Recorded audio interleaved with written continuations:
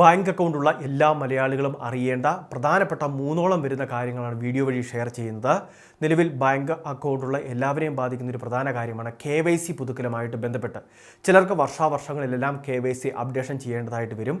ഇനി അതോടൊപ്പം തന്നെ സാധാരണക്കാരെ ഏറ്റവും കൂടുതൽ ബാധിക്കുന്ന ഒരു പ്രക്രിയ കൂടിയാണ് KYC പ്രക്രിയ. അതായത് നമ്മുടെ കസ്റ്റമറെ തിരിച്ചറിയൽ പ്രക്രിയയാണിത്. ആധാറിൻ്റെ ഒറിജിനൽ രേഖ കയ്യിൽ കരുതണം. അതോടൊപ്പം തന്നെ ഒരു കോപ്പി കൂടി കൃത്യമായിട്ട് സമർപ്പിക്കേണ്ടതുണ്ട്. KYC ഫോമും ബാങ്കിലെത്തി ഫിൽ ചെയ്യേണ്ടത് ആവശ്യമാണ്. സാധാരണക്കാർക്ക് അവരുടെ ഏതെങ്കിലുമൊക്കെ വേതനങ്ങളോ അല്ലെങ്കിൽ സബ്സിഡി ആനുകൂല്യങ്ങളോ എത്തിച്ചേരുന്നതിന് മാത്രമായിരിക്കും ചിലപ്പോൾ ബാങ്ക് അക്കൗണ്ട് എടുത്തിട്ടുണ്ടാവുക. ഇത്തരം അക്കൗണ്ട് നിശ്ചിത സമയത്ത് ഉപയോഗിക്കാതൊക്കെ ഇരിക്കുമ്പോൾ നിർജ്ജീവമാകാനുള്ള സാധ്യതയുണ്ട്. അപ്പോൾ ഇത്തരം അക്കൗണ്ടുകളെ അതായത് KYC ആവശ്യപ്പെട്ടുകൊണ്ട് ബാങ്കിൽ നിന്ന് അറിയിപ്പെത്തും അല്ലെങ്കിൽ ഫോണിൽ അറിയിപ്പെത്തി നമ്മളുടെ ബ്രാഞ്ചുമായിട്ട് ബന്ധപ്പെടാനുള്ള സന്ദേശമായിരിക്കും മെസ്സേജ് ആയിട്ട് വരിക.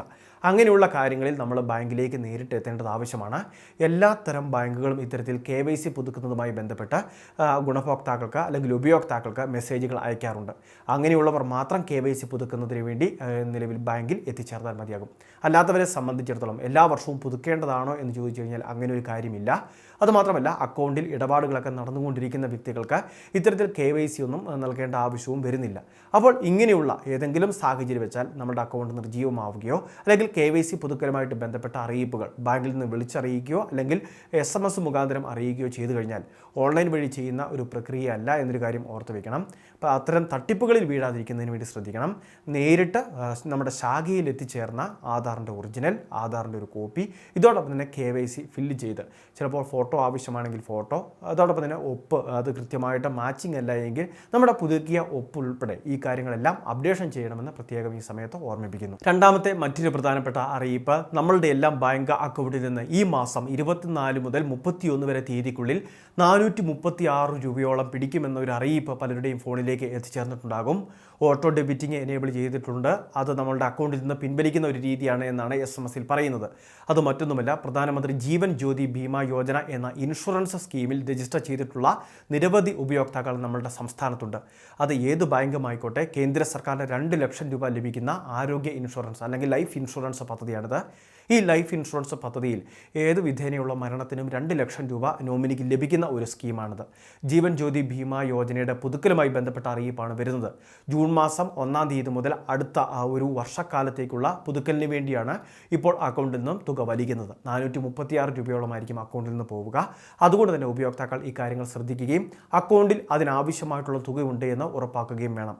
അപ്പോൾ ഈ ഒരു പദ്ധതി നിലവിൽ എല്ലാ വർഷങ്ങളിലും പുതുക്കിക്കൊണ്ടിരിക്കുന്ന ഒരു സ്കീമാണ് എന്നൊരു കാര്യം കൃത്യമായിട്ട് ഓർമ്മിപ്പിക്കുകയും ചെയ്യുന്നു. മൂന്നാമത്തെ മറ്റൊരു പ്രധാനപ്പെട്ട അറിയിപ്പ്, ചില ബാങ്കുകൾ KYC രേഖകൾ നൽകാത്തത് മൂലമൊക്കെ ഇപ്പോൾ അക്കൗണ്ട് നിർജ്ജീവമാക്കുമെന്നുള്ള അറിയിപ്പുകൾ നൽകുന്നുണ്ട്. ചിലപ്പോൾ അക്കൗണ്ട് ബ്ലോക്ക് ചെയ്യുന്നതിനുള്ള സാധ്യത ഉൾപ്പെടെയുണ്ട്.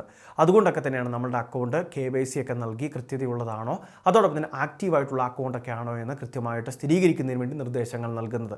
നിലവിൽ മാസത്തിൽ ATM ട്രാൻസാക്ഷനൊക്കെ കൃത്യമായിട്ട് നടത്താനായിട്ട് സാധിക്കുന്നുണ്ടെങ്കിൽ, അതോടൊപ്പം തന്നെ ബാങ്ക് ഇടപാടുകളൊക്കെ സാധിക്കുന്നുണ്ടെങ്കിൽ അക്കൗണ്ടുകൾക്ക് പ്രശ്നങ്ങൾ ഉണ്ടാവില്ല. ഇത്തരത്തിൽ KYC രേഖകളൊക്കെ നൽകേണ്ടതും ആവശ്യമായിട്ട് വരികയില്ല.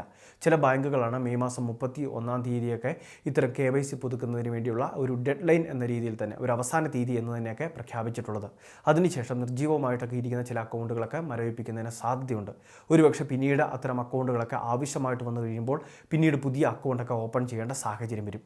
അപ്പോൾ ഏതെങ്കിലുമൊക്കെ സർക്കാരിൻ്റെ ആനുകൂല്യങ്ങൾ വാങ്ങുന്നവർ, അതോടൊപ്പം തന്നെ മറ്റേതെങ്കിലുമൊക്കെ ശമ്പളമൊക്കെ അക്കൗണ്ടിലേക്ക് സ്വീകരിക്കുന്ന വ്യക്തികളൊക്കെ ഉണ്ടാകും. ഇങ്ങനെയുള്ളവരുടെ അക്കൗണ്ടുകൾ നഷ്ടപ്പെടാതിരിക്കുന്നതിന് നിശ്ചിത മാസങ്ങളിൽ തീർച്ചയായിട്ടും ATM ഇടപാടുകൾ അല്ലെങ്കിൽ നമ്മുടെ ബാലൻസ് എങ്കിലും ഒന്ന് പരിശോധിക്കുന്ന കാര്യങ്ങൾ ഉറപ്പുവരുത്തുക.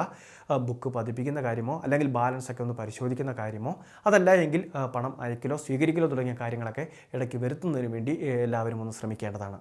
വളരെ പ്രധാനപ്പെട്ട കുറച്ച് ഇൻഫർമേഷനാണ് വീഡിയോ വഴി ഷെയർ ചെയ്തത്. ഇതുപോലുള്ള വിവിധ അറിയിപ്പുകൾക്ക് ചാനൽ സബ്സ്ക്രൈബ് ചെയ്യുക, ഫോളോ ചെയ്യുക.